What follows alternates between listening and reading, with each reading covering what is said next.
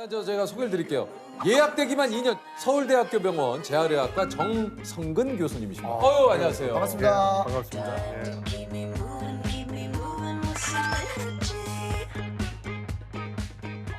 교수님께서 그 척추 관련 인터넷 카페에서 일명 척추의 신으로 척신. 뭐 인터넷에 신이 많아요. 공부의 신, 뭐 다양한 장사의 신. 뭐 되게 많아요. 네네네. 근데 여기 또 척추의 신을 처음 만나보네요. 아니 근데 아까도 얘기했지만 교수님한테 진료를 받으려면 지금 예약되기가 2년이래요. 2년. 야, 그 제가 만약에 오늘 허리가 아프면은 2년 뒤에 2년 이제 기다려요. 저희들이 다 허리가 안 좋아요. 아, 그러세요? 목하고. 예. 오. 제가 뭐 말씀드리면 저는 허리 디스크가 너무 심해서. 아, 그러세요? 예. 사실 여기 사실은 네. 그런 분들 되게 많을걸요? 우리 작가님도 그렇고. 저는 다들. 진짜 뭐 교수님 제가 뭐 갑자기 뭐 진료를 받는 건 아니지만 아니, 잠깐만. 하지 마요. 뭐. 2년을 기다리죠. 자, 자, 여기서 지금 허리에 관한 진료 얘기하지 마요. 교수님, 여기서 진료해 주시면 안 돼요. 아니, 저는 예, 이제 다른 환자분한테. 진료가 아니라 나도 지금 허리 안 좋은데 아무 얘기도 안 하잖아. 그 2년. 자, 그만하세요. 달았어. 척수의 신. 달았어요. 우와, 달았어. 아니 그래서 이제 병원 홈페이지에 진료 예약되기가 상당히 길므로 인터넷에 있는 제 동영상을 보시고 그대로 따라해 보시기 바랍니다. 진료를 하지 않고도 해결되는 경우가 많습니다. 이렇게 올려져 있다고요. 맞습니다. 네. 예. 저절로 좋아지는 경우 굉장히 많습니다. 나쁜 것만 하지 않으시면. 이게 암이나 코로나 같은 이런 균이 들어온 게 아니고 우리가 일상생활에서 계속 허리를 잘못 사용해서 그런 거거든요. 결국은 본인이 아셔야 되거든요. 그러니까요. 아무리 제가 뭐 주사를 놓고 뭐 해도 금방 또 재발해서 오세요. 맞아요. 나쁜 운동해서 재발해서 오세요. 맞습니다. 너무 예약되기가 길어지다 보니까 이런 정보들을 인터넷에 좀 올리신 맞습니다. 거죠. 예. 안녕하십니까. 오늘은 허리에 부담이 적은 스쿼트에 대한 말씀입니다. 자, 뒤꿈치를 들어 올리는 동작인데요. 처음엔 너무 높이 들지 말고 살짝 들었다 내렸다 하는 아픈 허리에 대한 직방 소화기다. 이렇게 보시면 됩니다. 여러분들을 도와드릴 수 있도록 하겠습니다. 어느 날 저한테서 잘 치료됐다가 좋아진 환자분이 다시 아파서 오셨는데 자세히 여쭤보니까 나쁜 운동을 하고 계신 거예요. 그런데 유튜브를 보니까 그런 거 하라는 유튜버가 많더라 해서 그 운동을 하신 거예요. 그래서 이렇게 해서는 안 되겠다 해서 그때부터 이제 잘못된 그 유튜버들의 그런 내용을 조금 바로잡아야 될 것 같아서 그때부터 만든 게 이제 지금까지 이어져 오고 있습니다. 아니 근데 이게 허리 디스크는 이게 뭐 여러 가지 요인이 있겠습니다. 네네네. 보통 왜 생기는 건지. 많은 분들이 잘 모르고 계시는 게 있는데요. 네네. 제일 중요한 게 유전입니다. 유전. 유전이에요. 유전. 그 일란성 쌍둥이 중에 남자 쌍둥이 150쌍 정도 모아가지고 형은 육체 노동을 많이 하고 동생은 그냥 이렇게 네. 그런 두 명의 이 허리 쓰는 게 완전히 다른 쌍둥이만 150쌍을 모았어요. 그러고 나서 MRI를 찍어봤더니 몸을 쓰는 거하고 별로 상관없이 쌍둥이란 이유만으로 디스크의 퇴행이 비슷하게 가더라. 유전이 한 60% 정도 되고요. 무거운 걸 들거나 아니면 가벼운 거라도 계속 반복했을 때 나쁜 자세로 오래 앉아 계신다. 근데 이게 참 그게 참. 요즘 또 이제 스마트폰 보고 네. 뭐 컴퓨터를 보신다든가 노트북, 이게 자세가. 컴퓨터 이렇게 하시고. 예. 사실 목 디스크 생기는 가장 큰 이유가 스마트폰이라고 저는 봅니다. 왜냐하면 2010년, 11년 되면서 목 디스크 환자분들이 확 늘었어요. 한 20% 이상 늘었습니다. 스마트폰의 보급과 동시에 그래서 제가 아주 지하철에 갈 때마다 아주 깜짝깜짝 놀랍니다. 왜요? 학생들 다 이러고 있으니까. 정말 그러면은 지하철에 타더라도 예. 휴대폰을 이렇게 보면 좋습니까? 이렇게. 그렇죠. 예.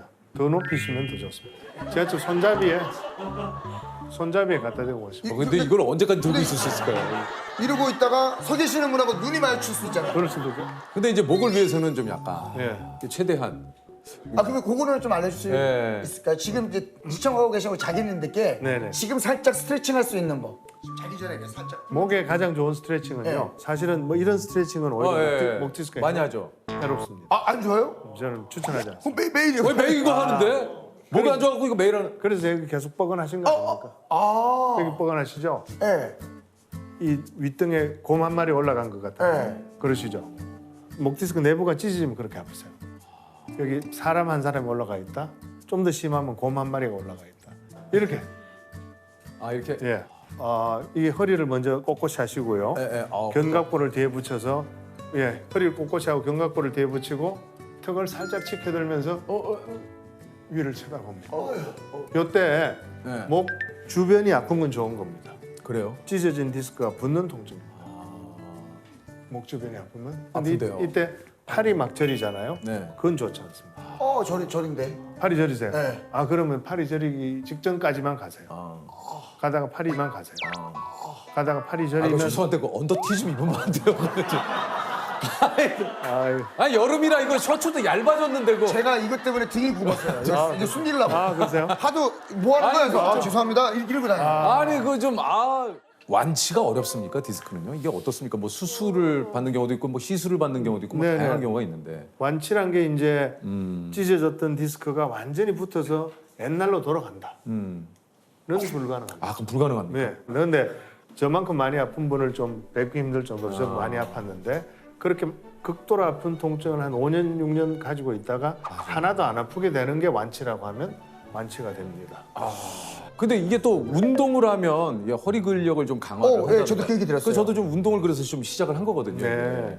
네. 그게 바로 완치가 안 되는 원인이실 수 있습니다. 잘못된 운동을 하시기 때문에. 아 그렇군요. 예, 허리 그 디스크가 손상이 되기 전에는 운동을 하면 할수록 허리가 튼튼해지는데요. 한번 손상이 와서 상처가 생긴 사람은 원래 찢어지기 전보다는 약하니까 세게 운동을 하면 뭐 윗몸 일으키기를 한다든지 내가 허리를 튼튼하게 만들어서 안 아프게 하겠다고 하는 순간 그 운동을 하면 할수록 디스크는 점점 찢어집니다. 그게 언제 나타나냐 하면요.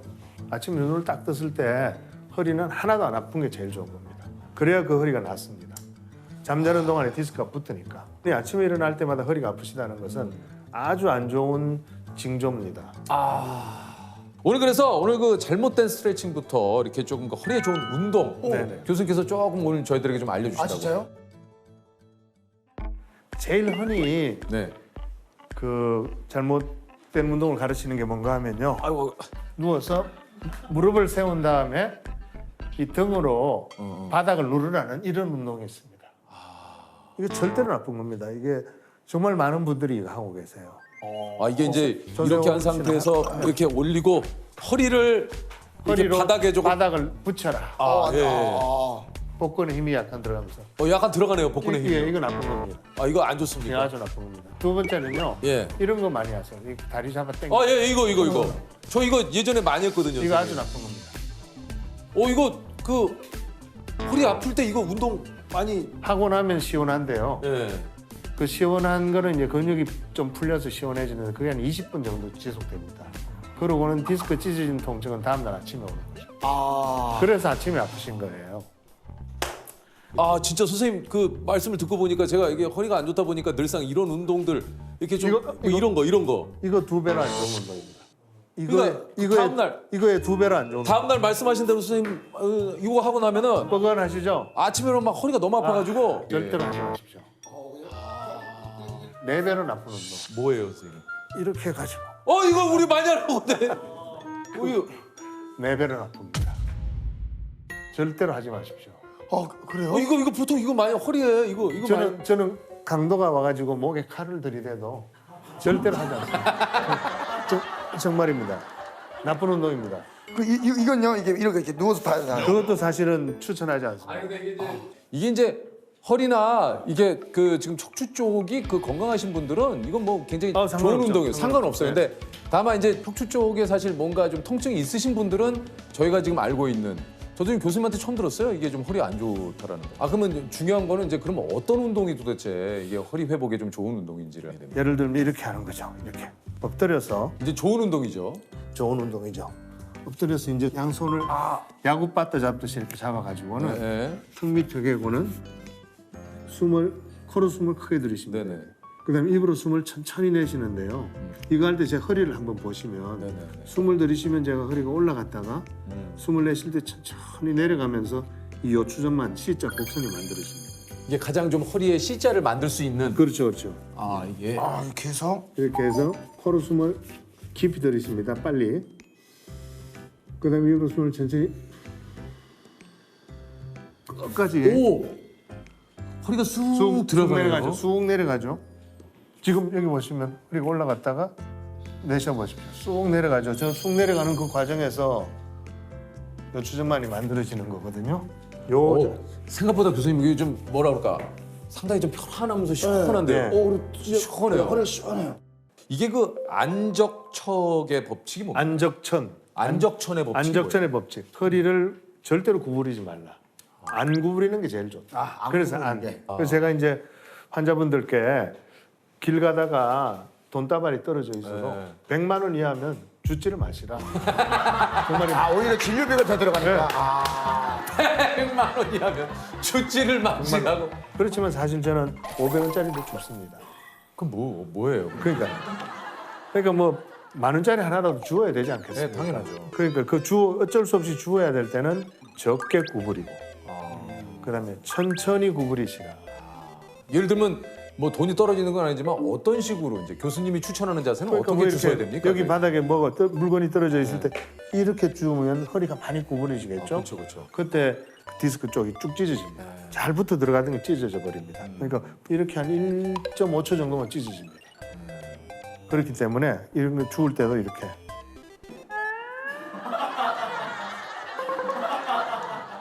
이러면 그 사이에 딴 사람이 집어가지 않을까요? 발로 이렇게 밟고. 그러니까 좀 약간 이렇게 런지하는 자세처럼. 예, 런지 자세. 예. 아, 이렇게 해서.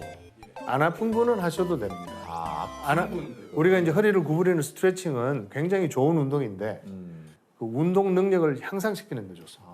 허리가 잘 구부러지면 류현진 선수 같으면 구속이 훨씬 빨라지죠. 그렇죠, 그렇죠. 손흥민 선수가 공을 찰 때 허리가 많이 구부러져야 유연해야 잘 차게 되는데 그게 아픈 허리를 낫게 하는 애는 절대로 아닙니다. 혹시 뭐 수영은 도움이 됩니까? 수영은 예를 들어서 허리 아프고 좋아진 분이 저한테 수영해도 되냐고 물어봤어요. 네. 그러면 원래 수영을 잘하셨습니까? 아니면 새로 배우셔야 됩니까? 이렇게 물어봐요. 새로 배우시는 분은 안 됩니다. 수영 처음 배울 때 물에 빠지지 않으려고 막 온몸에 힘을 쓰잖아요. 맞아요, 맞아요. 그때 디스크가 찢어집니다. 아 그렇구나. 원래 잘하셨던 분이라면 당연히 하셔도 됩니다. 수영 중에 그 저병만 빼놓고 하십시오. 저병은 허리를 많이 쓰기 때문에 저병 많이 해서 또 터져서 오신 분도 있어요. 그렇구나. 몰랐어요. 네. 그래서 이게 방향이 완전히 다른 거죠. 그러니까 지금 교수님이 얘기하시는 거는 지금 혹시 이제 허리 통증이 있거나 아픈 분들한테. 허리가 좋지 않으실 때는 사실 평소에 이런 생활 습관, 돈을 떨어졌을 때도 그렇게 허리에 무리를 주지 않는 동작으로 그러니까 이런 노력들을 해야 허리가 좋아진다. 맞습니다. 네. 그 교수님 그래서 평소에 어떤 운동을 좀 하십니까? 제가 이제 이렇게 말씀드리죠. 오래 살려면은 유산소 운동을 많이 하시고 멋지게 살려면 근력 운동을 하시라. 근력 운동하면 일단 자세가 바로 됩니다. 근력 운동 하기 전이랑 후랑 자세가 달라지고요. 암도 예방이 되고 치매도 예방되고 뭐 좋은 게 많은데 걷고 뛰는 게 이게 척추에 굉장히 좋습니다. 걷고 뛰는 그 땅을 치는 그 충격이 허리 디스크에 이렇게 전달돼 가지고요. 디스크 주변에 줄기세포들이 있어요. 걔네들이 그 충격을 받으면 막 활성화돼 가지고 디스크 안으로 막 들어가는 그런 동물 실험 결과가 있습니다. 아 그렇습니까? 한참 아플 때는 이게 절대로 낫지 않을 것 같고 평생 떨어지지 않을 것 같은 통증이라고 생각하시는데 절대로 그렇지 않습니다. 손에 난 상처가 시간이 지나면 저절로 붙듯이 허리 디스크에 난 상처가 시간이 지나면 흉터로 바뀌면서 붙어 들어가기 때문입니다. 사람마다 걸리는 기간은 다르나 그 목표를 가지고 나쁜 것만 안 하시면 좋아지십니다. 끝까지 한번 잘 통증 없는 그날까지 또 근육 부자 되는 그날까지 열심히 한번 해보시기 바랍니다. 아니 일단 저 최근 이제 100세 시대를 넘어서 뭐 120세 세대다 뭐 이런 얘기를 하고 있는데 천천히 건강하게 나이 드는 법이 진짜 될 수만 있다면 누구나 다 바라는 일 아니겠습니까? 그래서 오늘 그 노화를 연구하는 교수님을 한번 저희가 좀 모셔봤어요. 이게 이제 노년내과, 저도 사실 노년내과는 처음 들어보는데 이 노년내과가 뭡니까? 보통은 75세나 77세 정도 되시는 분 이상 분들 보통 약은 10개 정도 이상을 드시고 계시고 어저께 제 외래 오셨던 분 같은 경우는 거의 30가지 정도 드시고 있고 하루에? 네, 그 하루에 드시는 약의 종류가 30가지죠. 사람의 노화 궤적을 연구를 했고 노쇠한 분들이 중년 분들이 어떻게 병들어 가는지를 관찰을 한 거죠. 노화는 자연스러운 현상입니다. 인간은 누구나 늙어요. 그리고 언젠가는 이별을 저 하게 세상으로 가죠. 아니 이게 우리 몸에서 노화의 신호를 가장 빨리 느끼는 데가 어딜까요? 일단 우리가 눈에 보이는 건 얼굴이기 때문에 네. 이게 얼굴에서 보이는 노화가 제일 빠르잖아요. 뭐 주름이라든가 피부의 늘어짐 뭐 이런 거죠. 피부 주름이 가장 먼저 온다고 얘기도 하고 수정체가 딱딱해져서 눈의 조절 능력이 빨리 나아집니다. 눈의 노화. 네, 30대 후반부터 그렇게 오게 네. 되는데 내가 예전에 안 하던 행동을 하면 노화가 좀 시작된 것 같다는 생각이 좀 들어요. 네, 인지 기능도 조금씩 변화가 예를 들면 어제도 하루 종일 네. 저번에 갔더니 그 식당 이름 뭐였지? 기억이 잘 안 나. 기억이 안 나요. 맞아. 근데 기억이 안 나. 인지 기능을 측정을 실제로 해보면 20대 중반부터 조금씩 인지 기능이 떨어지긴 하고요. 그래. 그리고 사람의 신체 기능 중에서 순발력, 그러니까 100m 달리기 기록 이런 것들은 20대부터 떨어지기 시작해요. 아니 최근에 보니까 그 이제 노화가 이 인간의 생애로 봤을 때 34살, 네. 그다음에 60세, 그다음에 78세에 급격하게 진행이 된다. 이거 맞습니까? 네, 3번의 파도가 있습니다. 아 실제 그렇구나. 우리 피 속에 있는 굉장히 다양한 단백질들이 어떤 식으로 발현되는지를 사람들에서 보는데요.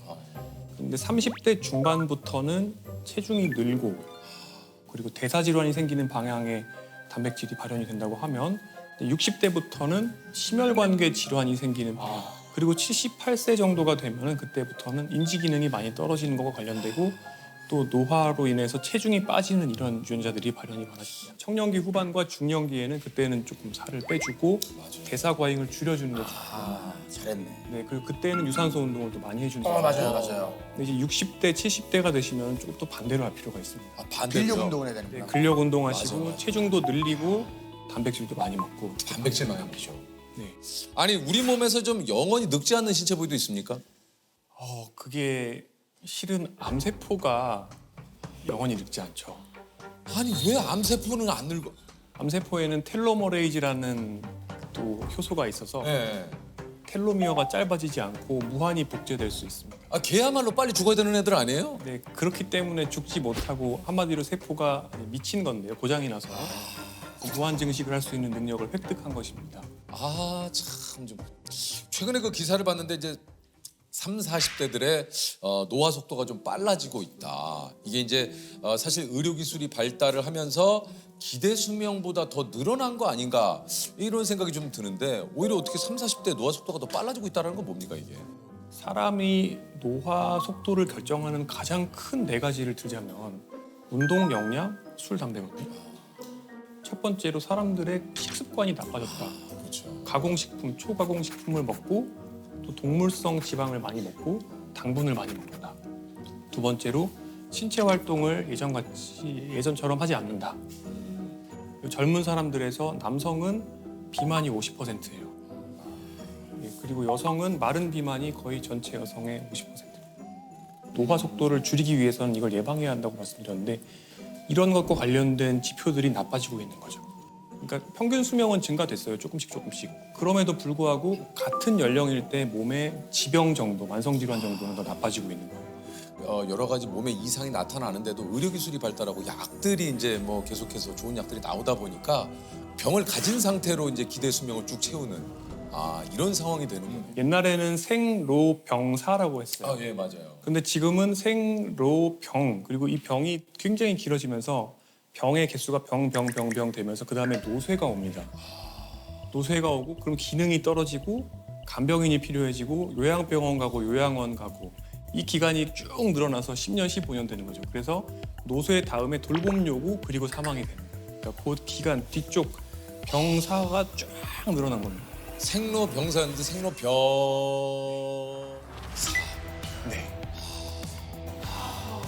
오늘 교수님 너무 뼈를 때리셔요. 네, 실은 그래서 젊은 분들이 일찍부터 만성 질환을 앓게 되는 문제는 이 병의 기간을 더 늘릴 수 있다는 거죠. 젊은 세대들이 요즘 좀 빨리 늙는다 이런 얘기들을 또 지금 교수님이 해주셨는데 이게 여러 가지 좀 노화를 가속시키는 환경에 우리가 노출이 돼 있기 때문 아닐까요? 노화 속도에 크게 영향을 주는 게 다시 말씀드리면 운동, 영양, 술, 담배가 있고요. 그리고 스트레스가 있고요. 수면이 있습니다. 근데 그 스트레스를 얘기하셨는데 네. 예를 들면 스트레스가 쌓이잖아요. 그럼 저는 가볍게 맥주 한 잔 쫙 하면 스트레스가 풀리거든요. 그렇죠. 이게 술은 정말 한 잔까지만 먹을 수 있다면 그걸 자기가 통제할 수 있다면 정말 좋은 스트레스 또는 이완의 수단이기도 한데요. 저는 한 잔만 먹을 능력이 없습니다. 네. 그래서 웬만하면은 아예 먹지를 않는 편입니다. 그러면 맥주 마시고 해소하는 게 낫습니까? 아니면은 맥주가 몸에 안 좋으니 스트레스를 받는 게 낫습니까? 아 그런데 이제 많은 분들께서 저한테 건강하게 사는 생활 습관이 결국에는 나에게 스트레스를 주지 않을까 그렇지. 이런 우려를 많이 하시는데 난 저렇게 못 살아 이렇게 많이 네, 하시잖아요. 그런데 우리가 즐겁다고 생각하는 것들은 사실 대부분 스트레스입니다. 예를 들어서 술을 좋아하시는 분들의 혈액을 채취해 보면 스트레스 호르몬이 더 올라가 있습니다. 또 하나가 스마트폰 우리가 쇼츠 뭐 이런 여러 가지 빠른 요즘 동영상들 굉장히 많이 많죠, 보잖아요. 그런 것들 보다 보면 처음에는 즐거운 호르몬이 나오지만 도파민이라는 것이 나오지만 잠깐 뒤에는 결국에는 도파민이 떨어지면서 또 스트레스를 받게 됩니다. 그래서 스마트폰을 많이 쓰시는 분들은 특징적으로 3가지 문제가 생깁니다. 뭡니까? 우울, 불안, 수면 장애. 만성 스트레스에서 생기는 3가지 특징이 우울, 불안, 수면 장애거든요. 스마트폰은 결국에 즐거움이 아니라 스트레스인 거예요. 사람들이 옛날에는 책을 보았고 그 이후에는 2시간짜리 영화를 보다가 15분짜리 유튜브를 보다가 지금은 1, 2분짜리 쇼폼을 봅니다. 점점 집중력이 짧아지는 것인데요. 이런 상황이 되다 보면 ADHD가 아닌 분들도 마치 ADHD의 두뇌를 가진 것처럼 점점 집중력이 나빠지게 됩니다. 교수님 그렇다면 지금 가장 중요한 건 그겁니다. 그래서 어떻게 노화를 좀 늦출 수 있느냐. 이게 좀 중요한데 이게 뭡니까? 어떻게 하면 좀 노화를 늦출 수 있나요? 네, 많은 분들께서는 지금 당장 약을 딱 하나 먹으면 그렇지. 네, 10년 정도 그게 좋지. 바로 그래서 저희가 이걸 개발했습니다. 네, 이게 최고죠. 사실 그런 방법은 아직까지는 없고요. 없습니까? 네, 연구는 하고 있죠. 연구는 하고 있고 2가지가 있습니다. 예. 노화 속도를 느리게 만드는 그러니까 사람의 삶을 가늘고 길게 뽑는 방법이 있고요. 약 중에 2번째는 시간을 되돌리는 거죠. 영노화라고 합니다. 영노화. 브라이언 존슨이 그런 여러 가지 25억짜리 시스템을 가지고 만든 본인의 노화 속도 저감이 대략 한 4분의 1 정도는 된다고 보시면 됩니다. 4분의 1 정도. 네, 4분의 1 정도 느리게 만든 거예요. 근데 이 정도를 만드는데 사실은 조금 전에 말씀드렸던 경박단소한 식사 그리고 꾸준한 운동 그다음에 술 담배 안 하기 이 정도면은 거의 대부분이 가능합니다. 그러니까 브라이언 존슨이 지금 뭐 25억에서 뭐 얼마인지 모르겠지만 그 정도 쓰지만 우리가 식사량 조절, 운동하고 잘 자고 요것만으로도 충분히 25억, 30억의 효과를 낼 수도 있다. 생활 습관이 실제로 가장 강력한 항노화 물질인 거죠. 이게 또 있네요. 아니 어쨌든 지금 저희가 생활 습관만 바꿔도 우리가 좀 건강하게 늙을 수 있다라고 얘기하셨는데 결국은 이게 이제 그 당 지수가 낮은 이런 식품들이라든가 이런 거를 좀 섭취를 해야 되는. 이 당이 굉장히 노화와 좀 밀접한 관련이 있는 거죠. 네. 평생 동안 내 췌장에서 나온 또는 내가 투여받은 인슐린의 총량이 거의 나의 생물학적인 노화 정도랑 어느 정도 비례한다고 볼 수도 있습니다. 그런 탄수화물의 과잉이나 또는 단순당, 정제국물 이런 것들에 계속 노출되면은 계속 노화 속도가 빨라지는 것이죠. 우리가 아는데도 참 주변에 너무 맛있는 게 많아요. 그 빵 요즘 또 맛있는 빵도 얼마나 많습니까? 거기다가 또 뭐 음료수들도 그렇고 뭐 주스 뭐 그러니까 내가 좋아하는 거하고 하나둘씩 이별해야 돼요. 그렇죠. 어쩔 수 없어. 내 걸 내줘야 조금 주지. 야, 근데 요즘에 뭐 그런 얘기 있잖아요. 그러니까 음료수인데 뭐 제로 음료수. 그게 그 어릴 때보다도 엄청 많이 나왔더라고요. 우리가 어렸을 때 맛을 봤던 음료수들이 대부분 제로가 많이 나오는데 선생님은 그거에 대해서는 좀 어떻게 생각을 하시는지? 네. 기본적으로 제로 음료를 드시는 거는 대사적인 측면 또는 노화적인 측면에서는 당연히 설탕이 들어있는 음료수보다 훨씬 안전합니다. 네, 그렇긴 하지만 제로 음료를 먹으면 그러면 살찐 사람이 살이 빠지느냐? 그거는 그렇지는 않다고 되어 있습니다. 근데 그게 왜 그럴지에 대해서 생각을 해보면 이제 2가지가 있는데 하나는 제로 음료를 우리가 마셔도 단맛을 머릿속에서 느끼잖아요. 그러면은 그 단맛 때문에 반사적으로 인슐린이 조금 분비가 될 가능성이 있습니다. 네, 신기하네. 그때 혈당이 살짝 떨어지면서 식욕이 증가될 가능성이 있고요. 2번째는 내 입맛이 단맛에 적응이 돼 있는 상태로 살다 보면 결국에는 다른 음식도 더 달게 먹게 된다는 건데 그렇기 때문에 제로 음료를 드시는 것도 좋지만 그러니까 설탕 음료보다는 제로가 낫고 그보다는 물이 훨씬 좋다. 물이 훨씬 낫다. 네, 그렇게 말씀드립니다.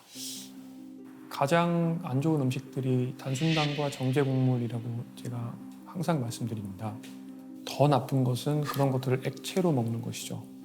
콜라나 사이다 그리고 주스와 같은 것들은 굉장히 빠르게 혈당을 올리는데 당 지수가 거의 100이라고 하는데요. 이 말은 무슨 뜻이냐면 거의 포도당을 물에 타서 먹는 것과 같은 속도로 혈당을 올린다는 의미입니다. 많은 분들이 건강상의 이익을 얻기 위해서 선식, 그러니까 탄수화물을 갈아서 물에 타먹는 것이죠. 그리고 디톡스 주스 같은 걸 드시기도 하는데 이런 것들도 굉장히 빠르게 혈당을 올리는 정제 탄수화물이라고 그대로 이해할 수 있습니다. 이런 음식들은 우리 몸에 인슐린이 굉장히 많이 분비되게 만들고요. 여러 가지 노화의 억셀러레이터들을 더 빠르게 작동하도록 만듭니다. 아니 실제 그럼 교수님의 식단은 좀 어떻습니까? 어떤 걸 좀 많이 드세요? 저의 식단은 기본적으로 렌틸콩을 저는 굉장히 좋아해요. 렌틸콩. 네, 그리고 채소, 견과류, 블루베리, 현미, 귀리. 다 뭐 귀한 음식들이네요. 이게 뭐 귀리도. 교수님은 몇 살까지 살고 궁금해서. 네, 저는 100살까지는 살고 싶은데요. 근데 사실은 시간보다는 그 질이. 죽는 날까지, 저 죽는 전날까지 환자를 볼 수 있을 정도의 기능이 되었으면 좋겠어요. 그러니까, 그거 진짜 중요하죠. 네. 아니 근데 가끔 또 이제 그런 거 있어요. 이제 이런 얘기를 나 사실 그 방송 보면서 교수님하고 얘기를 했는데 방송하면서 교수님이 이런 얘기를 하시더라고요. 야 세상에 이런 일이 안 봤냐? 거기 하루에 믹스 커피 10잔씩 드시고 라면만 쭉 드셔도 야 100세 뭐 120까지 사셔. 맞습니다. 이런 건 어떻게 되는 겁니까? 맞습니다. 제가 이 말씀을 드리면 꼭 반례를 제시하면서 뭐 워런 버핏은 콜라를 매일 먹는 네. 90대. 그리고 뭐 어떤 어르신은 80세까지도 지금까지도 담배 빡빡 피신다. 그죠. 그 일단은 건강에는 요행이 없습니다. 제가 그런 분들한테 드리고 싶은 답변은 그러면 직장도 그만두시고 매일 복권을 사십시오. 복권 당첨될 가능성 굉장히 낮잖아요. 그러니까 그런 마인드로 살고 싶으신 거죠. 술, 담배 다 하고 운동 안 하고 비만해지면서 막 초가공 식품 먹고 이렇게 하면 결국에는 한 60대 정도가 되면 이미 만성 질환이 많아지게 되고, 근데 문제는 사람은 어떤 쾌락에 적응하는 특성이 있어요. 그러니까 굉장히 많은 쾌락을 즐긴다 하더라도 그게 디폴트, 기본값이 되어버리기 때문에 거기서부터 더 많은 양의 쾌락으로 계속 나아가지 못하면은 결국에는 쾌락이 전혀 없었을 때랑 비슷한 정도, 그러니까 그냥 기본값으로 돌아오는 겁니다. 다시 내가 느끼는 정도는요. 그러다 보니까 이걸 증가시키는 방향으로 할 수 있는 걸 다 해도 만족을 못해요. 이게 투자를 하는 것과 비슷해요. 우리가 저금을 하잖아요. IRP 계좌에 돈도 집어넣고 또 투자도 사람들 요새 특히 젊은 분들 투자에 굉장히 관심 많으시잖아요. 자산 포트폴리오 관리가 제대로 안 되면은 어떻게 보면 좀 경제적으로 어려운 노후가 될 수 있고, 건강 포트폴리오 관리가 되어 있지 않으면 굉장히 긴 기간을 유병장수 그리고 돌봄이 필요한 기간을 보내게 될 수밖에 없습니다. 맞습니다. 뭐 결국은 이제 본인이 선택하고 본인이 책임져야 되기 때문에 이건 또 어떻게 살지에 대해서는 또 본인이 잘 생각을 또 해보시는 게 좋을 것 같아요. 아니 이게 좀 그 노화에 관심이 굉장히 또 뭐 많은 분들이 또 계신 만큼 이게 속설도 정말 많은데 요걸 한번 교수님께 하나씩 한번 여쭤볼게요. 네. 네, 속살. 40대부터는 10년에 1cm씩 키가 줄어든다.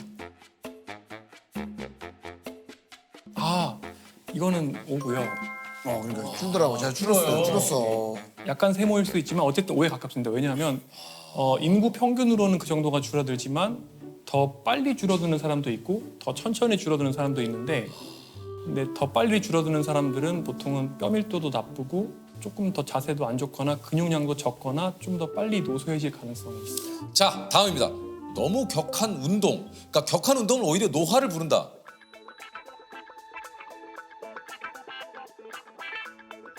어떻습니까? X입니다. 아닙니까?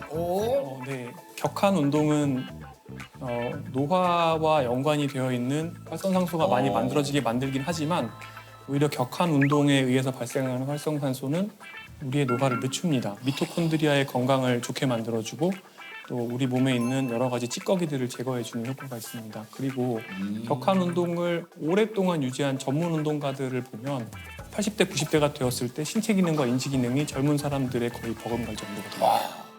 자, 다음입니다. 평소 자신의 나이를 생각하지 않고 살면 더 젊게 살 수 있다. 그거 O다. 망각. 그러니까 망각이죠, 망각. 야, 난 몰라 나이. 그 뭐야? 좀 회피.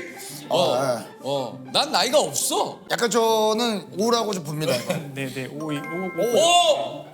오!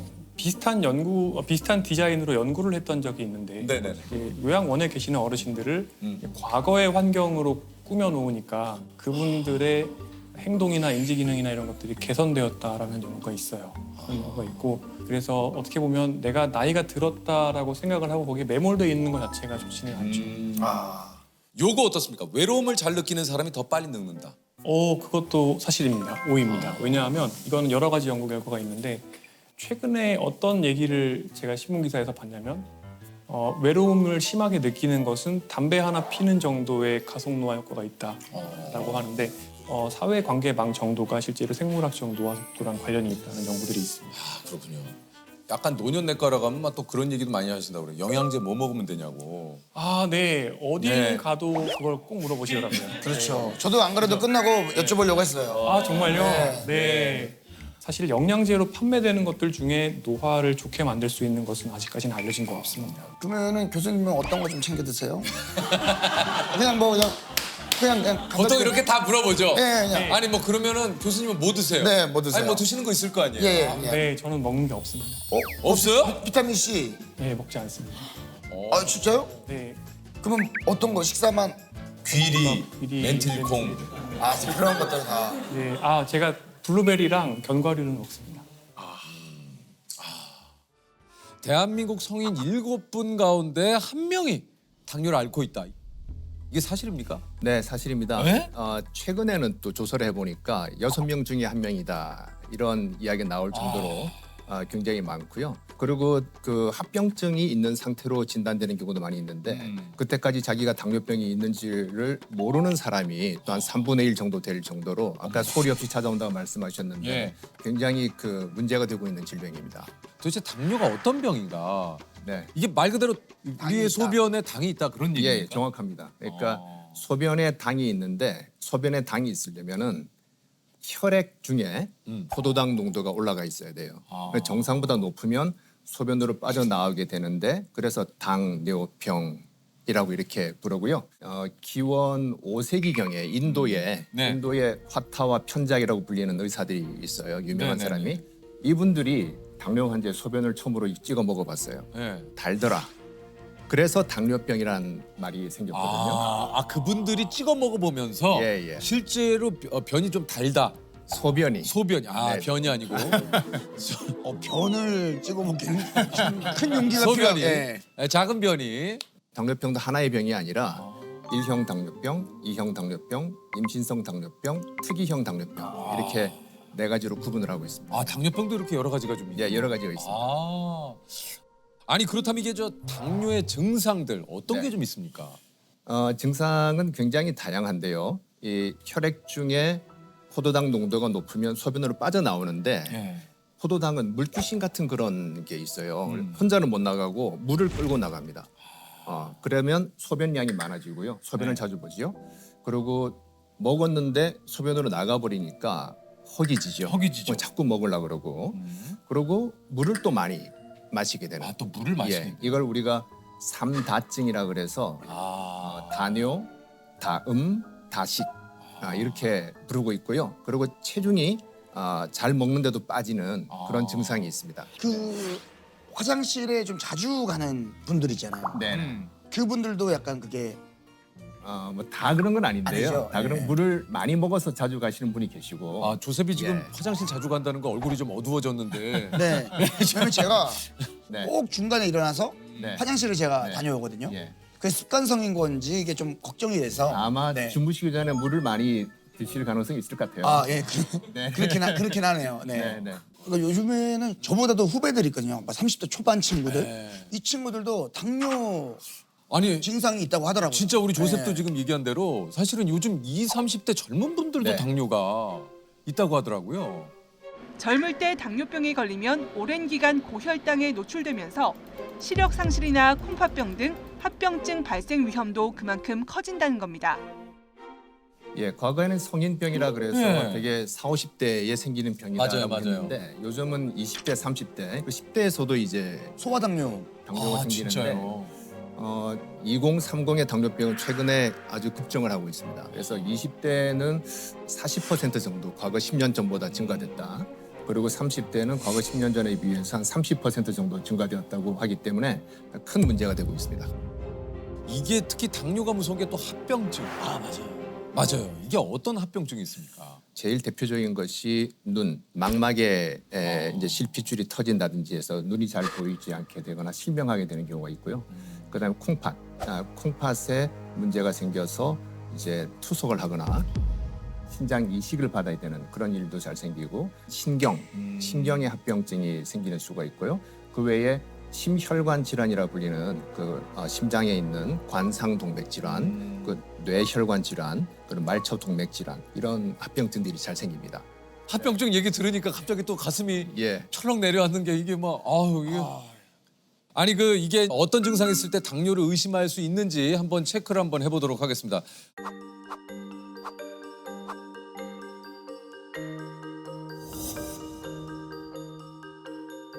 한번 우리 보시는 시청자 여러분들께서도 한번 같이 한번 체크를 한번 해보시죠. 예, 일단 첫 번째로 아까 선생님도 얘기하셨지만 이제 목이 자주 마른다. 예. 두 번째 항상 나른하고 의욕이 없다. 예. 세 번째 많이 먹어도 공복감이 생긴다. 그러니까 이게 계속 허기진다는 얘기죠. 네. 맞습니다. 그리고 네 번째 잘 먹어도 살이 빠진다. 그러니까 굉장히 많이 먹는데도 살이 빠진다. 네. 예. 그다음에 소변을 자주 본다. 몸에 부스럼이 생긴다. 눈이 침침하다. 아무 증상이 없다.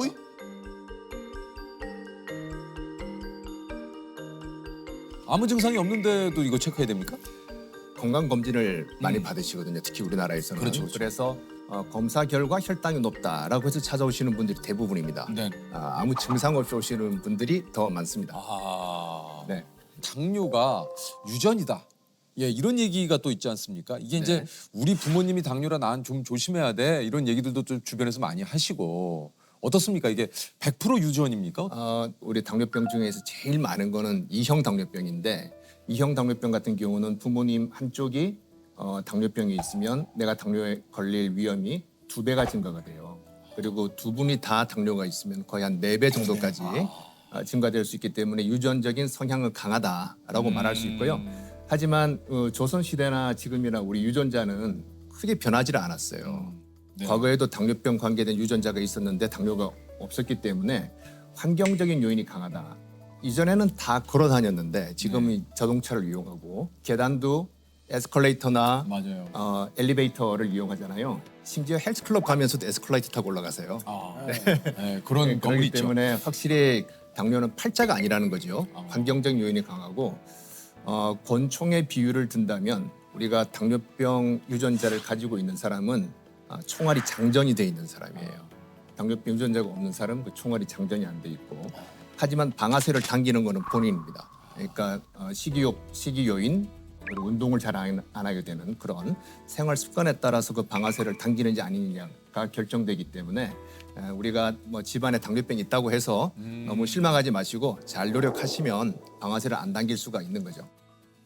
코로나19 확산으로 활동량이 줄고 배달 음식 등 기름진 음식 섭취가 늘어나며 비만 인구가 늘어난 게 큰 영향을 미친 것으로 보입니다. 그러니까 이제 당뇨와 또 비만의 또 좀 이 연관성 어떻습니까?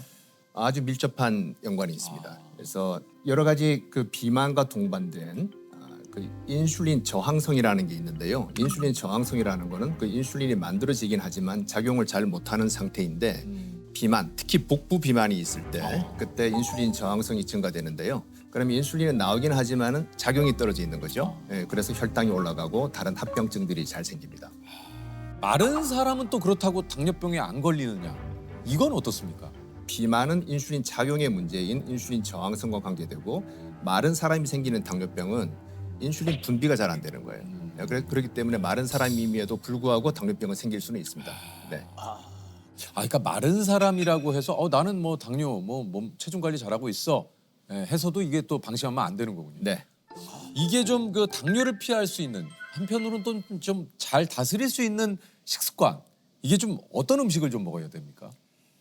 그 식이 습관에 대해서 꼭 당뇨병 환자가 아니라도 저한테 물어보시면은 3가지 정도를 이야기를 합니다. 첫 번째는 이 음식의 재료를 알 수 있는가.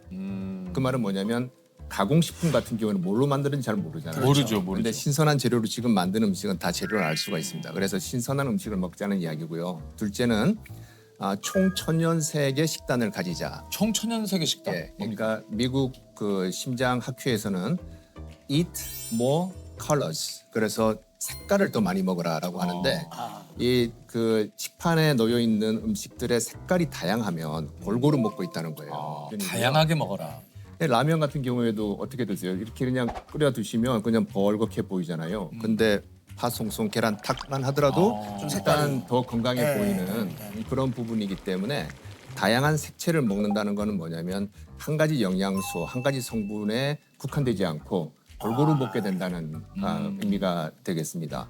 그다음에 세 번째는 삼백, 세 가지 흰색을 좀 줄이자라고 하는 건데요. 흰설탕, 흰소금, 흰쌀밥 이 정도, 혹은 흰 밀가루, 예, 그 정도를 추천드리고 있습니다. 하얀 게 맛있어요. 맛있죠? 아 근데 그 300을 줄여야 되네요. 네, 그죠? 네. 집에서 흰쌀 거의 안 드시고 현미나 잡곡을 예, 좀 저는 현미하고 잡곡을 해서 먹습니다. 네.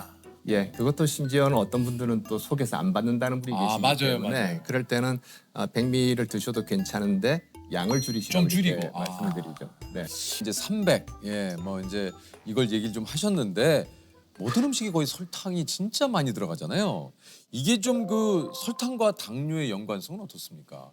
그러니까 설탕을 많이 먹어 생겼느냐 아니면은 지방을 많이 먹어 생겼느냐 하는데 설탕과 지방의 공통점이 있어요. 뭡니까? 고칼로리.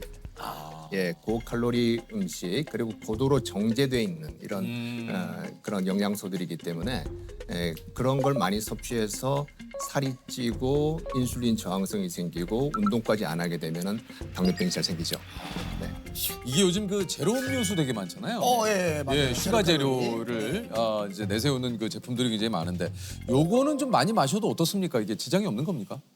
단기적으로는 그 체중 조절에도 도움이 돼요. 도움이 되고 혈당 조절에도 일부 도움이 되는데 장기적으로 봤을 때는 그렇지 않다라는 거고요. 또 반대의 연구 결과도 있습니다. 뭡니까? 먹었더니 더 살이 더 찌고 더 안 좋더라 하는 그런 연구 결과들이 있는데 주변에 아마 다이어트 음료 드시는 분들 한번 살펴보시면 좀 독특한 행동을 발견할 수가 있어요. 예를 들어서 햄버거 집에 갔습니다. 콜라를 제로 칼로리로 달라고 하면서 패티 하나 추가요. 네, 치즈 추가요. 프라이 하나, 프렌치 프라이 하나 추가요. 이렇게 되기 때문에 난 이만큼 노력했으니까 보상을 받아야 돼. 이런 생각을 해서 다른 걸로 그런지 채우는 거군요. 포테이토에 치즈 뿌려가지고. 예. 네. 그러니까 건강을 위해서 설탕을 좀 줄이기 위해서 제로 음료를 찾지만 그거보다 더 많은 음식을 시켜서 이 제로를 선택한 의미를 퇴색시키니까 네. 별 의미가 없다. 그러면은 이제 가끔 이제 주류, 그러니까 술을 즐기시는 분들 중에서도 네. 뭐 이런 얘기들이 있거든요. 와인은 당이 많이 들어가 있는 그 술이고 네. 상대적으로 뭐 증류주는 좀 당이 적게 들어가 있다. 네. 뭐 그런 얘기 있잖아요. 뭐 맥주. 그럼 그나마 추천하신다면 어떤 게 좀 괜찮았어요?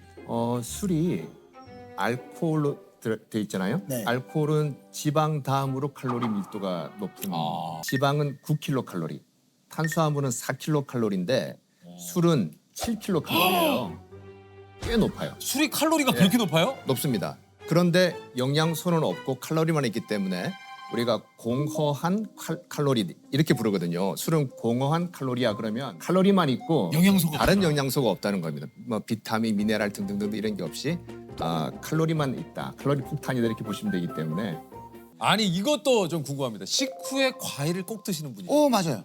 그게 또 위험하다는 얘기도 또 있던데. 아니 그러니까 이제 과당도 상당히 이게 어쨌든 당이기 때문에 좀 위험하다는 얘기가 많은데 요거 네. 좀 어떻습니까? 뭐 과일 드시는 거는 좋은 부분인데요. 그렇죠. 근데 그 한 가지 주의해야 할 부분이 뭐냐면 과거의 과일과 지금 현재의 과일을 한번 생각해 보시면 당도가 무지하게 높아졌어요. 제가 어릴 때는 수박 설탕에 찍어 먹었던 일이 많이 있었는데 요새는 맞아. 그냥 먹어도 충분한 정도로 당도가 요즘 진짜 높잖아요. 예, 그렇게 개량이 된 거죠 품종이. 그렇기 때문에 서양에서 영양학 하시는 분들은 현대의 과일은 나무에 달려 있는 달달한 간식이다. 이런 표현도 하고 그래요. 그렇기 때문에 그 정도로. 너무 많은 양을 섭취하시는 것은 곤란하다. 그렇게 생각하고 있고요. 당뇨병 환자들께서는 혈당을 측정해보고 그 양을 가늠하시면 돼요. 드시지 말라는 게 아니라. 그래서 일반적으로는 그 음식점에 가셔서 식사하고 나올 때 후식 나오잖아요. 그 정도. 뭐 그 정도 드시는 거는 큰 무리는 없는 것 같습니다. 과일은 적당하게 섭취를. 그러니까 모든 게 과일이건 뭐건 과한 게 조금 문제지. 이 적당하게 섭취하는 건 좋죠. 아까 얘기했죠. 총천연세계. 과일이야말로 총천연색 아닙니까? 맞습니다. 아니, 적당하게 먹는 거죠. 그러니까 이게 형 뭐가 어렵냐면 네. 적당하게 식사하시잖아요. 그렇죠. 그럼 저는 적당한 식사가 그러니까 예를 들면 제 스스로가 저는 먹다가 어우 이제 이 정도면 좀 어우 잘 먹은 것 같은데가 적당한 것 같은데 그거는 물리적인 포만감이에요. 아.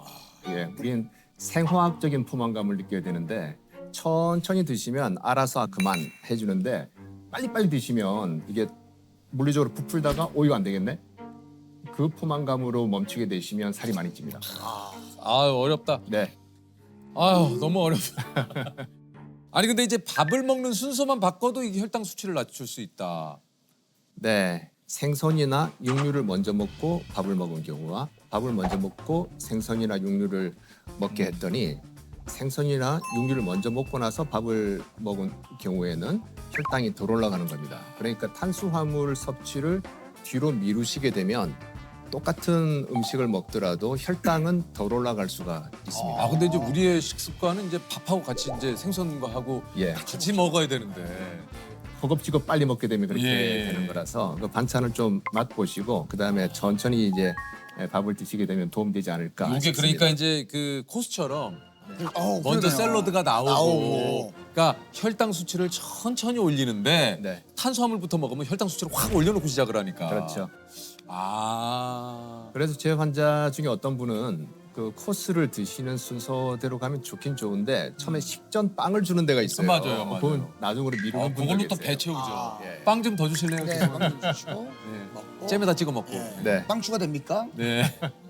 야, 근데 진짜 맛있는 게 너무 많았어. 아, 저희가 오늘 그 당뇨에 관한 속설들이 굉장히 좀 많습니다. 이게 사실은 그래서 OX로 한번 좀 요거를 한번 준비를 해봤거든요. 당뇨에 가장 안 좋은 음식은 밥, 전분, 감자, 쓰리 콤보의 카레다.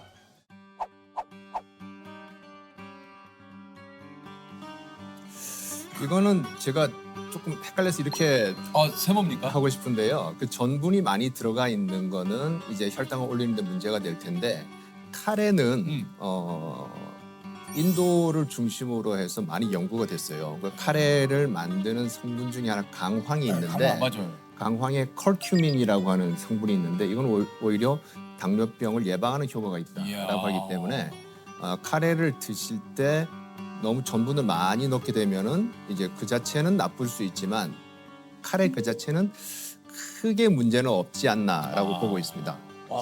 왜냐면 술 먹고 그 다음날 카레가 해장에 되게 도움이 많이 되거든요. 그게 그 강황이 들어있어가지고. 해장에 대해서는 제가 연구를 죄송합니다. 조셉이 좀 그 식당을 많이 다니기 때문에 네. 카레 씨 전문 식당 갔었어요? 아니 뭐 카레 전문 식당 가면 숙취해서 그러기보다 이제 강황이 몸에 좋다. 강황이 네, 몸에 강황. 좋다. 다음입니다.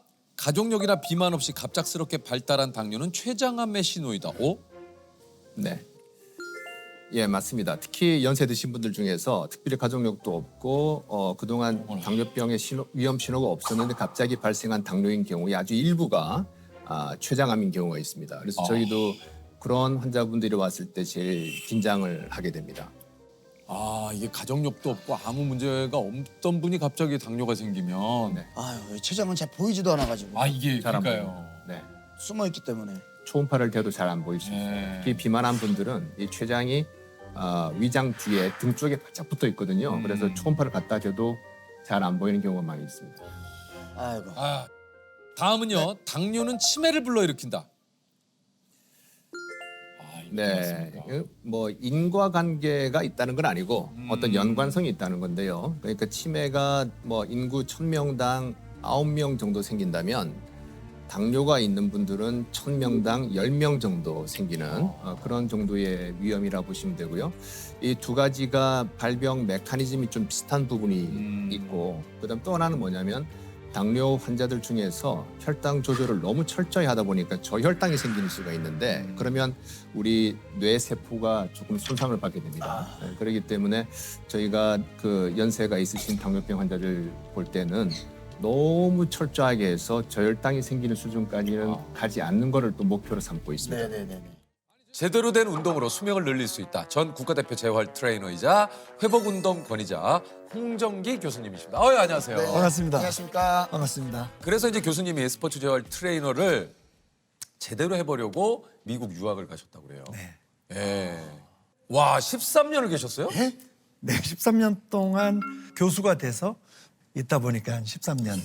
한국으로 돌아와서 처음 이제 맡게 된 선수 기억을 좀 하시나요? 예, 높이뛰기 선수인 그 노주혜 선수가 찾아왔습니다. 그때 당시 뭐 그래도 활약상이 좋았던 선수였는데요. 그 무릎이 너무 아프다고 거의 뭐 울면서 코치가 부축해주면서 내려왔더라고요. 20대 선수 네네, 아니었을까요? 20대 뭐 초반 중반 정도 됐을 텐데요. 방금 병원에서 수술을 해야 된다. 이제 커리어를 조금 접어도 되지 않을까라는 이러한 정말 충격적인 얘기를 들었어요. 그러니까 이제 지푸라기라도 잡는 심정으로 저한테 왔던 것 같아요. 그래서 좀 어떻게 됐습니까, 노재 선수는? 그래서 노주혜 선수가 와서 테스트를 한 5분 정도 했나요? 하고 담당 코치를 딱 보면서 3, 4년은 더 하겠는데? 제가 이렇게 했어요. 지금 찢어진 곳, 파열된 곳보다 넓적다리나 밑에 있는 정강이가 근육들이 훨씬 멀쩡한 근육들이 많다. 그러니까 이 밖에 멀쩡한 부분을 우리가 강화하면 안에 부분도 이제 천천히 나을 것이고 이 강한 근육이 너를 분명히 붙잡아 주게 될 것이다. 이런 신뢰를 먼저 줬습니다. 무릎은 어떻게 하냐면 의자 있으시면 의자 잡고 몸 중심 잡아서 마치 시계추처럼 하나, 둘, 하나, 둘, 10회를 요거는 아주 좋은 무릎 통증 완화 운동입니다. 이게 잘 됐다면 이번에는 돌리기. 둘, 셋, 넷. 조금 부담스러운데 그러면 천천히 하시면 됩니다. 아무리 무릎이 아프셔도 이 운동은 됩니다.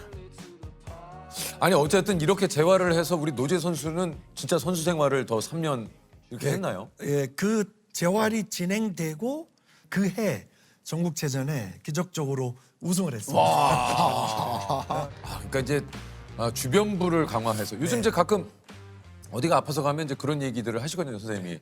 그러니까 주변부를 오히려 좀 강화해서 근력을 강화시켜서 그런 좀 통증을 좀 줄이고 어떤 이런 것들을 좀 만들어 나가자라고 이제 선생님들이 얘기를 하시는데 그 비슷한 얘기를 좀 하시는 것 같아요. 그렇죠.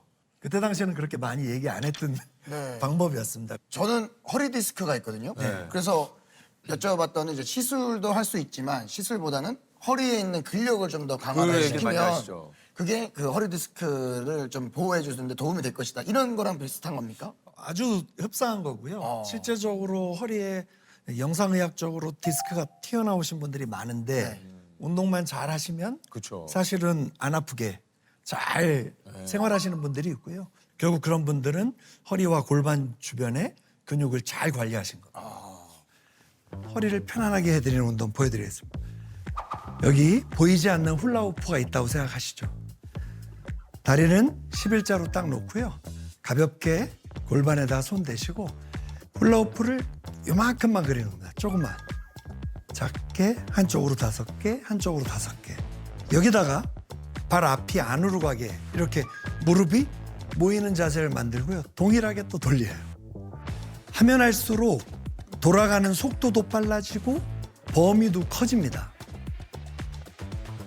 FC 그 서울의 기성용 선수와도 인연이 있으시다고 그래요. 네.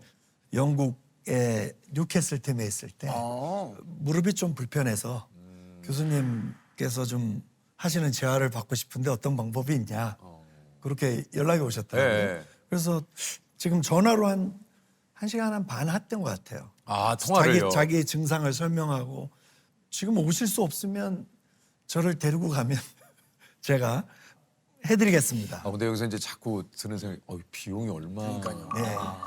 그래서 이게 일단은 일단은 뭐 일단은 가는 이제 이동 세류비는 이제 다 좀 그죠? 그쪽으로 해 주시고 그러니까 그런 것들이 이제 일단은 좀 좋은 조건으로 가야 된다. 연봉이 높은 선수니까. 그렇죠. 예. 그렇죠, 그렇죠. 네, 왜냐면 그래서 한번 예. 질러보는 거죠. 자, 아 선생님도 그럼요, 그런 그럼요. 표현 쓰시네요. 네네. 우리 전문 용어인데 업계 네. 일단 한번 질러본다. 던져보는 일단 거죠. 던져보고 던져보는 겁니다. 네, 건네보고. 왜냐면 선생님도 여기 있는 일을 접고 가셔야 되는 거니까. 그러니까요. 사실상 그냥 정으로 가기 힘들잖아요. 우리가. 아이 그건 아직 정도 없고 이게 아직 아니, 그렇지. 그렇지. 싸울 시간이 있으면. 그것도 맞아. 던졌습니다. 그래서 1등석이 되겠냐. 그리고 조교를 한 명 데리고 가고 싶다. 예. 오, 세게 던지셨네요. 근데 이제 얘기해 보신 거니까 저쪽에서 비즈니스는 어떠시냐 올 수 있지. 왜냐면 내가 1등 선수를 만들어주기 그러니까요. 위해서는 1등석이 그러니까- 필요하다.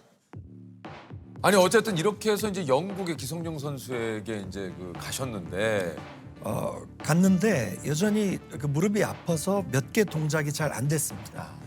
그래서 저는 일단 기성용 선수에게 제가 오늘 여기 와서 잠깐 살펴봤더니 발 기능이 너무 약하다. 지면에 닿는 가장 근간이 되는 발을 훈련해야 되겠다. 이게 특별히 발 같은 경우는요. 이 발 안에 33개의 관절이 있습니다. 그리고 그 안에 발 근육들이 미세한 게 많은데 저희가 뛸 때도 마찬가지고요. 걸을 때도 마찬가지고 충격 흡수제거든요.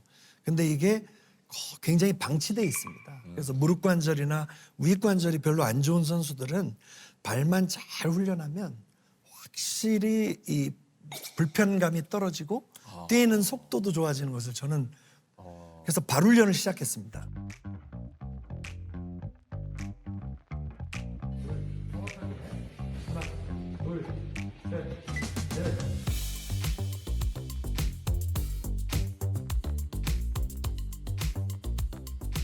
기성용 선수 같은 경우에는 제가 정말 인정하는 게 집에서도 들어가서 그 운동을 계속하니까 그래서 제가 8시간까지 이것을 진지하게 이 운동을 해가는 모습을 옆에서 목격하면서 힘줄이건 인대건 얘가 정상적으로 의사 선생님들께 보여질 때까지 저는 하겠습니다 해서 모래사장이 있는 곳으로 가서 운동을 하고 싶다고 그래서 실내 모래사장까지 찾아서 무릎에 힘이 들어가는 운동을 저희가 같이 하곤 했어요. 아 어쨌든 기성용 선수가 이렇게 꾸준히 그 재활을 한 결과 좀 결과는 좀 어땠습니까? 그래서 일단 무릎의 통증은 다 없어졌고요. 예, 그래서 거기서도 끝에 잘 뛰어서 또 스페인 마요르카라는 곳에 또 이전할 수 있도록. 우리 저 평창올림픽 금메달리스트 윤성빈 선수도 사실은 교수님과 네. 이런 또 훈련을 또 했었다고 그래요. 이 선수 역시 올림픽 전에 갑자기 독일에서 연락이 와서 무릎과 밑이 안 좋다. 그래서 잠깐 한국에 들어와서 그것을 좀 바꾸고 갔으면 좋겠다.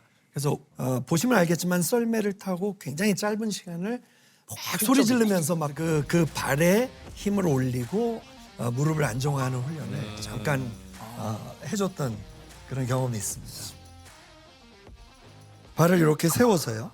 새끼발가락 쪽으로 이동하고 엄지발가락 쪽으로 이동하고 마치 자동차 앞에 와이퍼라고 그러죠? 그런 것처럼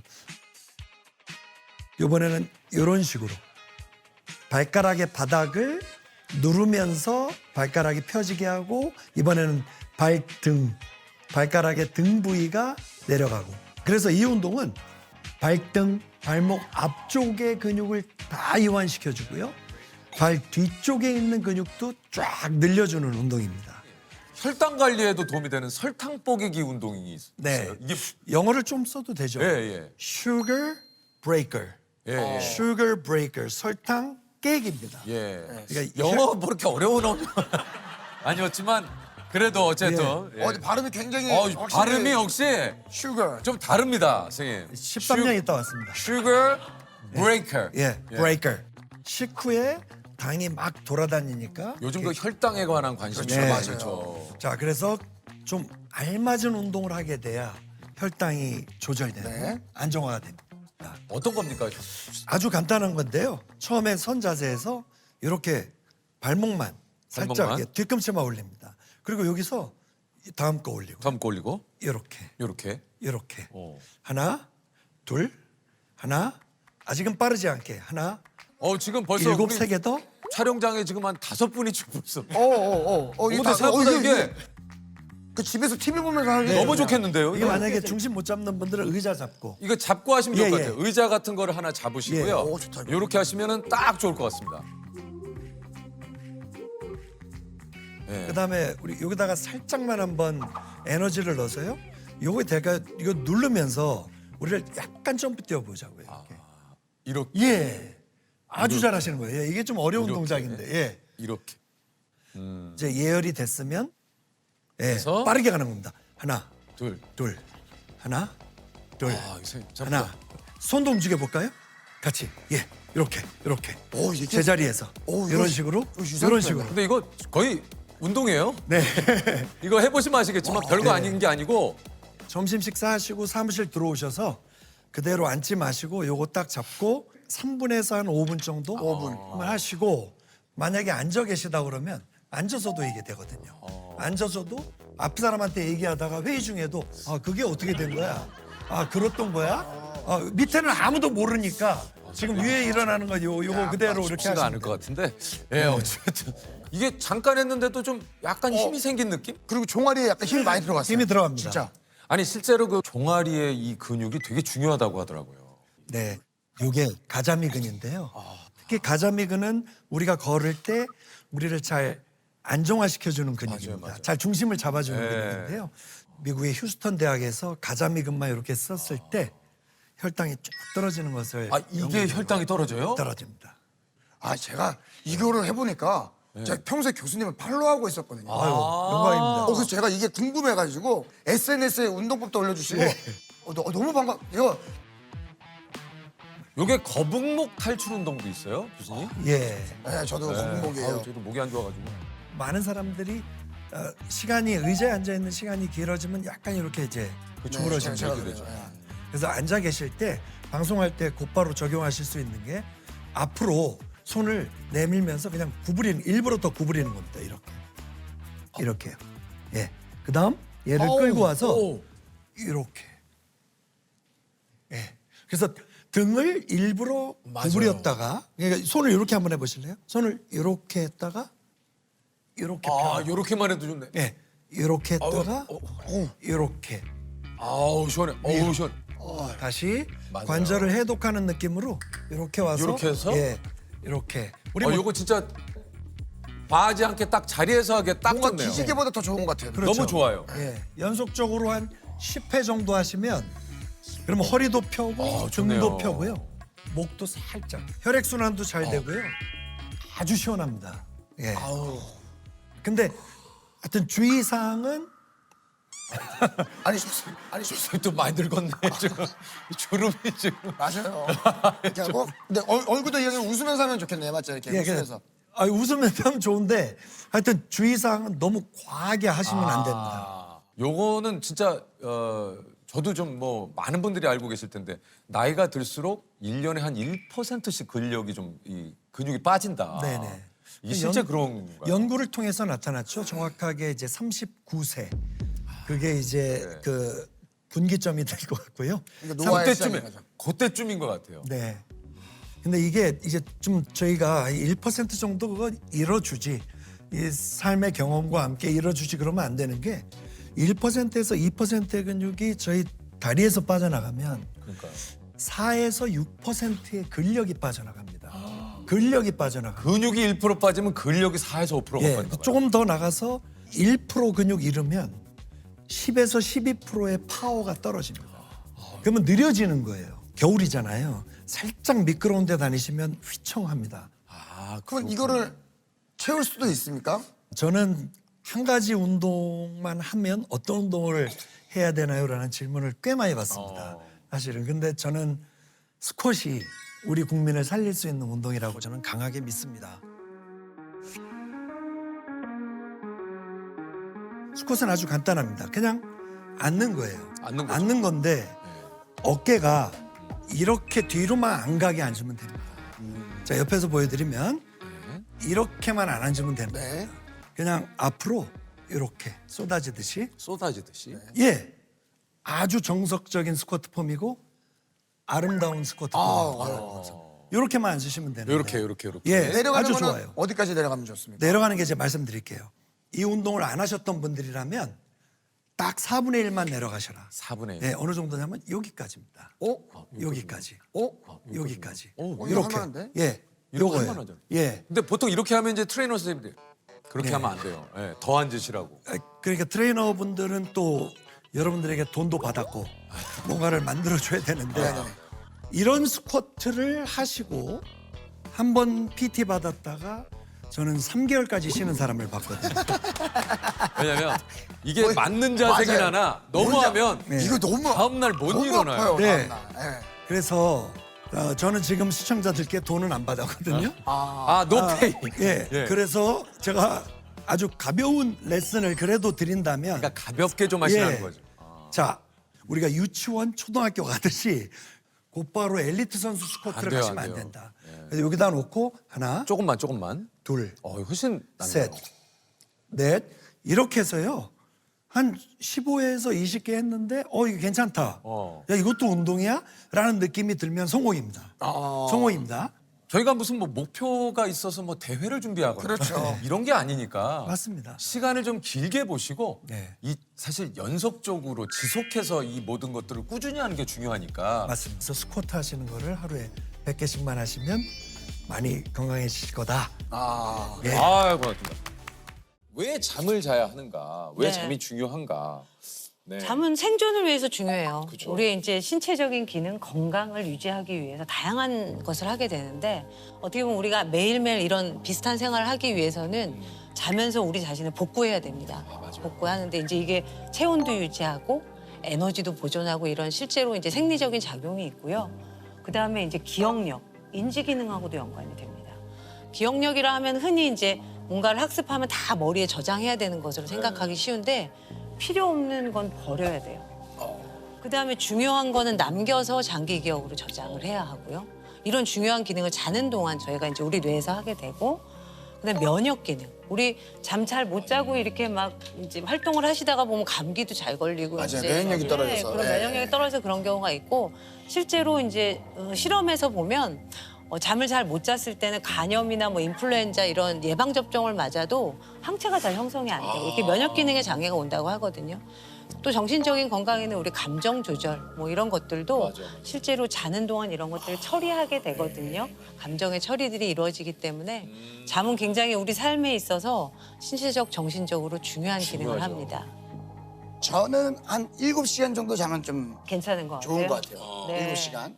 우리 유느님은 어떠세요? 저도 한 7시간에서 8시간. 자면은 이제 그 정도. 네. 그 시간에 다 불편함은 없으세요? 없어요. 잠이 드는 게 어렵게 느껴지거나 중간에 깨거나 내지는 아침에 일찍 깨거나 이런 것들이 복합적으로 있거나 중간에 이제 화장실을 가끔 뭐 한 번씩 가는 경우는 있지만 근데 화장실 갔다 와서 다시 잠드는 게 어렵진 않으시고요. 그건 어렵잖아요. 어렵지 않으시고 자는 동안 뭐 이렇게 코를 골거나 아니면 혹시 뭐 다리가 좀 불편해서 잠에서 깨거나 제가 좀 뭐가 좀 아니 뭐가 있어야 되나요 지금? 아니 여쭤보는 거예요. 아, 저희가 여쭤보는- 이제 아. 일반적으로 환자분들한테 수면에 대한 습관 뭐 여쭤볼 때 그렇다면은 여쭤봐요. 코는 제가 잘 모르겠어요. 나경원 씨가 때로는 코를 뭐 이제 피곤하면 많이 골 때도 있다고 하는데 네. 제가 고는지 안 고는지 제 스스로 모르니까. 네. 네. 이제 제가 봤을 때는 유재석 씨는 큰 잠의 문제는 없으신데 다만 이제 코골이가 아마 있으실 가능성이 맞아요. 있어서 혹시나 이제 이게 코골이의 심각도를 그럼 우리가 어떻게 볼 거냐의 부분에서 예를 들면 같이 잠을 주무시는 분이 아 이분이 코를 고는구나 옆에서 아는 정도면 한 경도. 근데 아 이 사람 때문에 내가 코를 이 사람이 못 코를 잔다. 골아서 내 잠을 방해해라고 할 때는 한 중등도. 방에서 이제 주무시는데 공간이 다른 곳, 거실에서 코 고는 소리가 들린다. 그럼 심한 코골이 이렇게 얘기를 하니까 대개는 이제 한 중등도 이상 코골이가 관찰이 되는 것 같으면 한번 병원에서 평가를 받아보시는 것도 방법입니다. 우리 어떠세요, 세호 씨는요? 저는 사실은 네. 잠들기까지가 좀 힘들어요. 네, 잠들기까지가. 저녁은 몇 시에 드세요, 대개? 저녁은 대개 한 6시에서 7시? 먹고 네, 그 그리고 이후엔 주로 뭐 하세요? 야식을 좀 먹죠.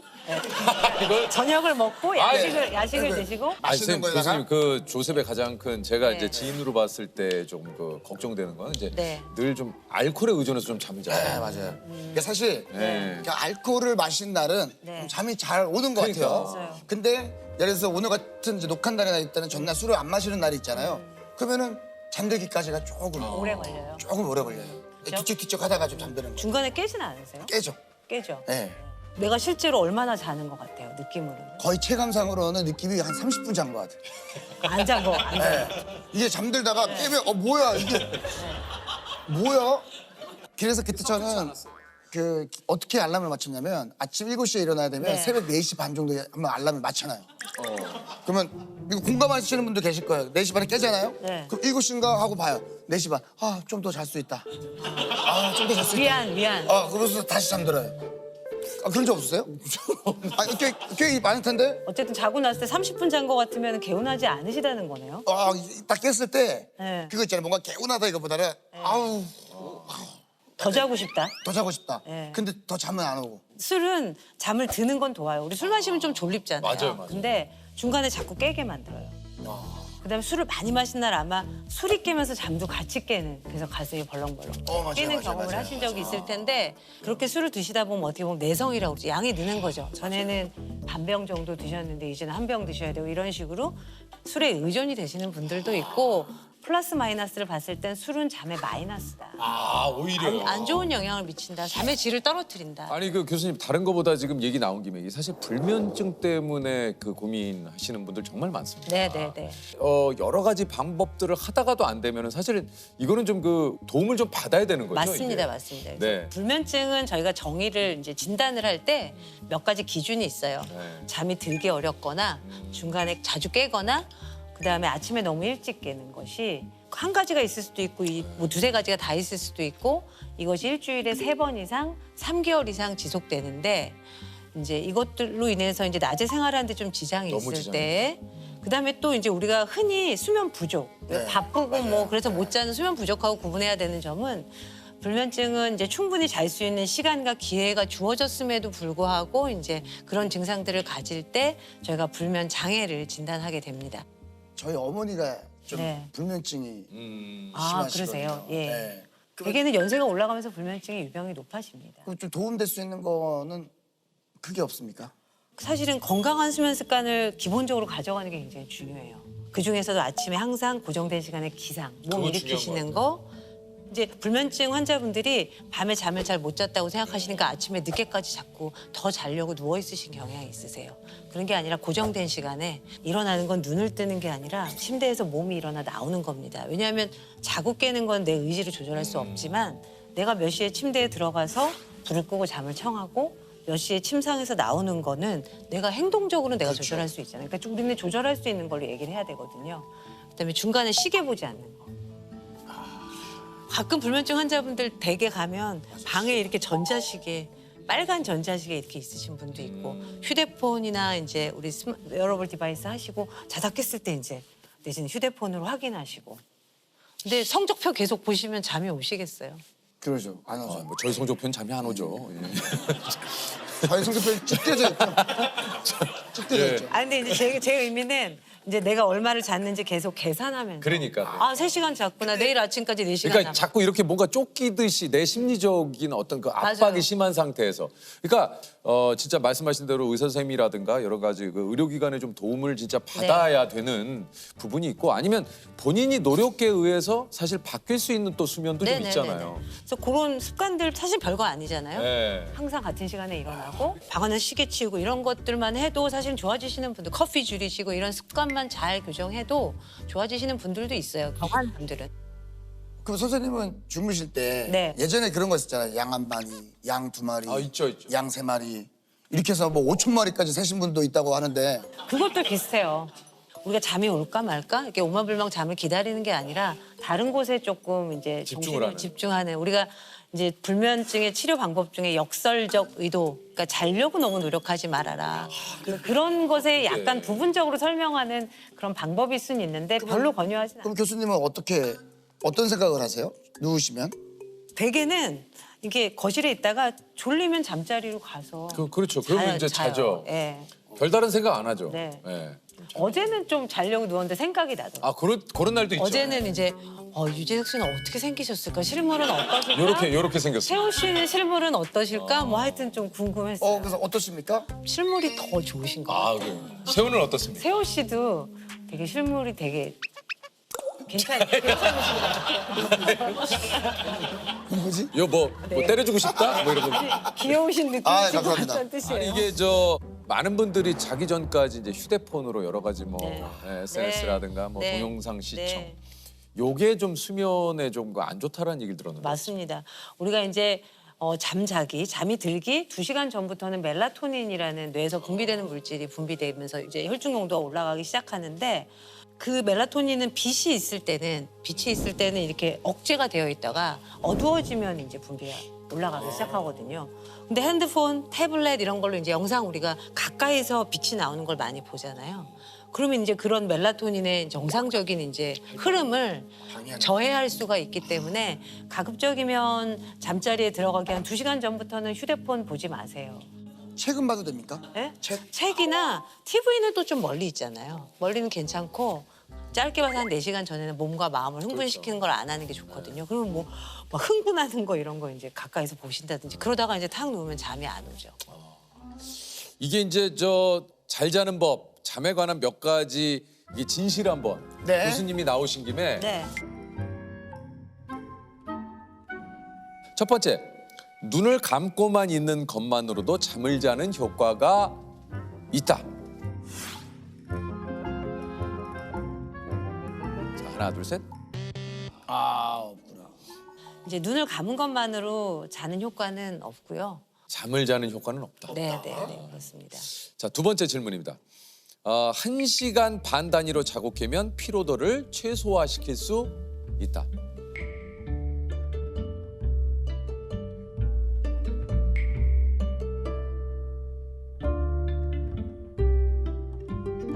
자, 하나, 둘, 셋. 이것도 아닙니다. 그게 1시간 반이라는 말이 왜 나왔을까? 생각해보면 저희가 이제 정상적인 하룻밤의 수면의 구조 한 7시간, 8시간 잔다고 가정했을 때 잠이 들고 나서 처음에 이제 비렘 수면 1단계, 2단계, 3단계 깊은 잠 나오고 그다음에 잠이 들고 나서 첫 렘 수면이 한 1시간 반, 2시간 있다 나오고 다시 비렘 수면으로 갔다가 다시 렘 수면으로 갔다가 이런 사이클을 저희가 하룻밤에 한 4에서 6회를 하면서 자게 되거든요. 그때마다 이제 살짝 각성을 할 수 있는데 그때마다 완전히 깨면 오히려 이제 잠을 더 망가뜨리죠. 그래서 이거는 네. 아니라는 얘기군요. XXX, 네. 트리플 X. 밤 10시에서 새벽 2시까지가 수면 황금 시간이므로 이 시간에는 반드시 잠자리에 드는 것이 좋다. 하나, 둘, 셋. 이건 중간입니까? 이거는 약간 좀 이제 설명을 드려야 될 것 같아요. 왜냐하면 이제 깊은 잠, 비렘 수면 3단계의 수면에서 우리 성장 호르몬이 많이 나와요. 그러니까. 그리고 우리 깊은 잠이 실제로 우리 회복 수면이라고 말하기도 하고 잠의 여러 가지 기능 중에 중요한 기능 등을 담당하거든요. 근데 그 자체가 그 시간에 딱 분비되고 그러는 건 그건 아니기 아니다. 때문에 실질적으로는 이제 어떻게 보면 아침형도 있고 저녁형도 있고 그렇죠. 각자 자기 리듬도 있고 이제 이래서 꼭 그 시간에 잠을 자야 한다라는 거는 사실은 좀 이제 물음표가 있는 대답이기 때문에 그런 의미를 말씀드립니다. 자, 다음 네 번째입니다. 무겁고 두꺼운 이불을 덮고 자는 게 숙면에 도움이 된다. 이것도 X에 가까운 것 같아요. 꼭 맞아요. 그렇게 이거 절대적으로 두꺼운 이불을 덮고 자면은 뭐. 그거는 꼭 정해진 건 아닌 것 같아요. 내가 맞아요. 편안하게 느끼는 침구. 저는 또 내가- 발까지 다 덮으면 약간 답답해서 네. 발을 좀 내놓고 자거든요. 저는 어떻게 자는 편이냐면 약간 그냥 대자로 벌리고 자요. 대자로. 팬티만 입고 자더라고요. 저는 약간 팬티도 거의 벗겨질랑 말랑하는 그 헐렁헐렁한. 아니, 그거 왜 이렇게 내가 내 집에서 자겠다는데 그걸 왜 야유를 보내요? 아니, 내가 뭐 가끔 아침에 내가 봐달라 그랬어 뭐. 영상 통화 옛날에 예. 하면은 우통을 벗고 있더라고. 뭐 나체로 주무시던 그쵸. 뭘 입고 주무시던 사실은 뭐 내가 상관없죠. 편안하게 느끼면 되는 거예요. 사실 많이 물어보세요. 뭐 매트리스는 뭘 쓰면 됩니까? 이불은 어떤 걸 할까요? 뭐 조명은 어떨까요? 뭘 입고 자면 될까요? 뭘 먹으면 될까요? 이런 거 많이 물어보시는데 사실 환경적인 것은 이제 내가 편안하게 느끼는 그런 뭐 의상이나 환경이시면 됩니다. 다음은 ASMR과 TV 소리를 틀어놓으면 깊은 잠을 잘 수 있다.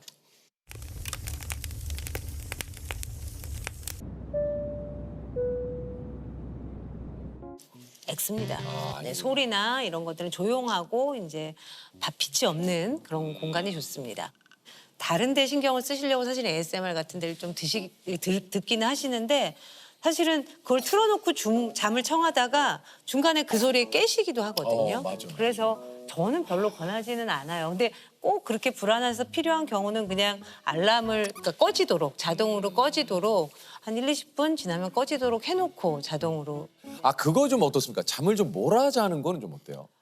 이제 그 결국은 잠을 몰아자는 게 주말에 우리 이제 평일에 네, 이렇게 지내다가 몰아자죠. 몰아자고 하는 게 수면 빛이라고 하는 것들이 내 몸에 쌓여서 수면 부채가 쌓여서 그걸 감는 작업이거든요. 어느 정도 몰아자는 건 어쩔 수 없고 내 건강을 유지하기 위해서 해야 되는데 실제로 이제 그렇게 몰아자게 되면 이 리듬이 또 망가지는 거죠. 맞아요.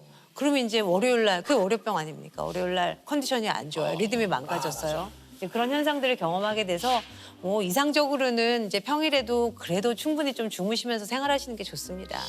이게 수면에도 빚이 있는지 몰랐어요. 어쨌든 빚은 지는 건 갚아야 되니까. 갚기 힘든 빚이고 그러니까. 이제 신체적인 어떤 결과 같은 것들이 실제로 잘 갚아지지 않는다는 그런 연구 보고가 조금 더 많아서 평소에 좀 잘 이제 자는 잘 거지. 자는 게 중요합니다. 우리가 핸드폰을 충전하잖아요. 핸드폰을 밤에 충전해 놔야 하루 종일 이제 그걸 가지고 저희가 뭘 전화도 하고 할 수가 있죠. 그런 것처럼 우리 몸과 마음도 충전의 시간이 필요해요. 내가 항상 이렇게 낮의 생활을 유지하기 위해서는 복구하고 충전하는 시간이 필요한데 그게 바로 잠이거든요. 충전을 안 한 휴대폰을 예를 들면 보조 배터리를 계속 붙여가면서 사는 것 자체가 불안하잖아요. 그래서 자는 시간을 너무 아까워하지 않으셨으면 좋겠어요. 잘 자고 몸과 마음이 건강하게 낮에 효율적으로 생활하시는 게 훨씬 더 남는 겁니다.